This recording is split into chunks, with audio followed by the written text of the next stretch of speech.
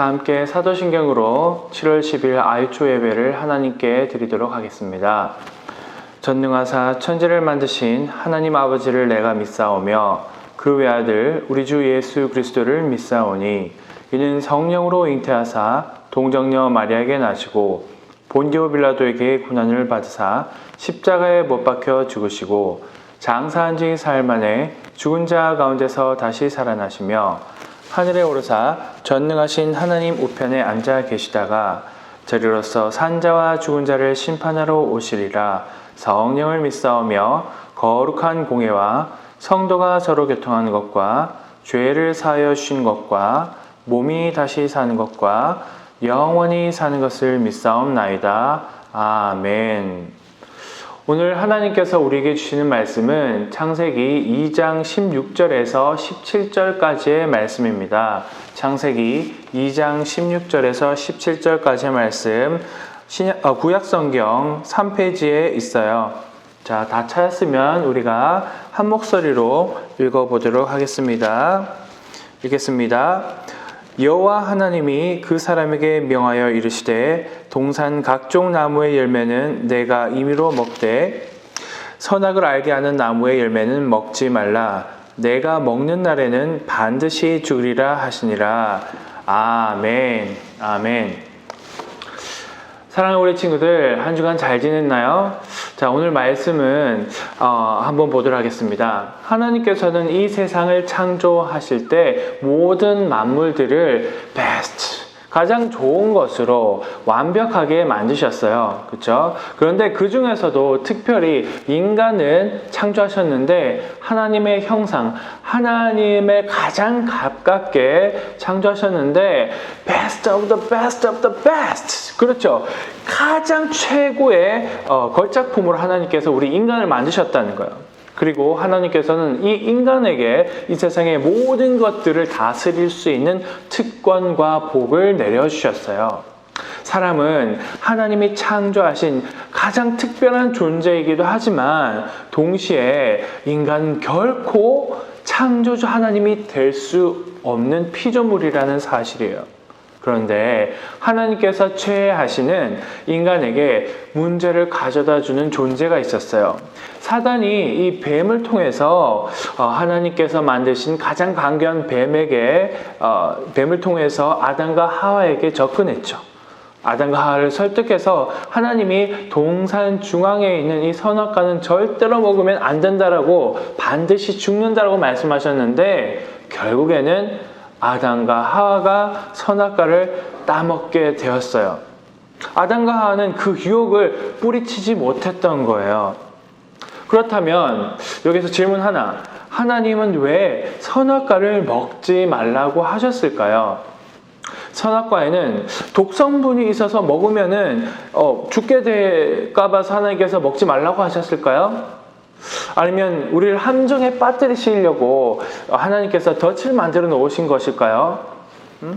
아니죠. 하나님의 말씀을 어기는 것은 죄이기 때문에 하나님께서는 그 선악과를 통해서 인간으로 하여금 하나님의 말씀에 순종하는지 보시기 위함이었어요. 사랑하는 우리 아유초 친구들, 아담과 하와가 선악과를 범하고 나서 어떻게 되었나요? 이 소요리 문답의 17번째와 19번째 이 문답을 보게 되면은 하나님께서 인간에게 허락하신 이 절대로 먹으면 안 된다고 했던 이 선악과를 먹게 된 이후로 죄가 이 땅에 들어왔어요. 그 죄의 결과는 어떻게 되었냐면 이렇게 설명하고 있습니다. 하나님과의 교제가 상실되었다. 하나님의 진노의 저주 아래에 놓이게 되었다. 쉽게 얘기해서 아담과 하와는 이 선악과를 따먹으로 말미암아서 죄가 이 세상에 들어왔고 하나님과 떨어지게 되었다라는 거예요. 가까이 가고 싶은데 갈 수 없다라는 거예요. 가까이 가게 되면 가까이 갈수록 어떻게 해요? 죽을 수밖에 없는 존재가 되었다라는 거예요. 그래서 하나님께서 우리 인간에게, 아담과 하와에게 은혜를 내리셔서 죽지 않게 가죽옷을 입혀주셨죠.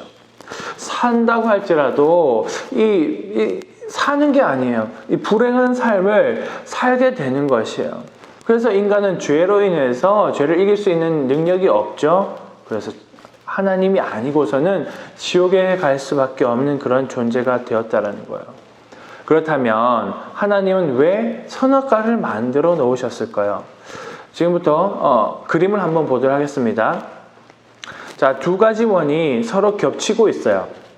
이렇게 사람과 로봇이 따로 있죠.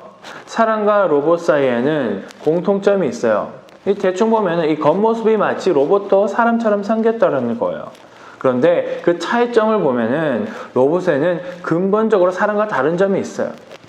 사람은요, 스스로 판단을 해서 움직일 수 있는 능력이 있어요. 그리고 사람은 생명체이기 때문에 호흡하는 존재라는 거예요. 하나님께서 창조하신 피조물이에요. 모든 피조물을 다스릴 수 있는 권한을 우리 인간에게 주셨죠. 그리고 제일 로봇과 다른 점은요, 이 사람에게는요, 영혼이 있어서 하나님을 예배할 수 있는 그런 특권이 있어요. 하나님께 기도할 수 있는 것, 그리고 하나님을 찬양할 수 있는 것, 하나님을 경외할 수 있는 근본적인 차이점이 있다는 거예요. 반면에 로봇은 어떤가요? 그렇죠. 이 로봇은 명령에 의해서 작동을 해요. 그리고 사람에게 도움을 주기 위해서 만들어졌죠. 그런데 이 로봇이 잘못 사용되게 되면 어떻게 되나요? 맞아요. 사람을 해칠 수가 있어요. 근데 제일 중요한 건요, 이 로봇에게는 영혼이 없다라는 거예요. 다시 말하면 구원을 받을 수 있는 존재가 아니라는 거죠. 이 사람과 로봇의 큰 차이는 다시 한번 정리해서 얘기하면, 인간은 하나님의 정하신 규칙 안에서 참된 자유를 누릴 수 있다는 거예요.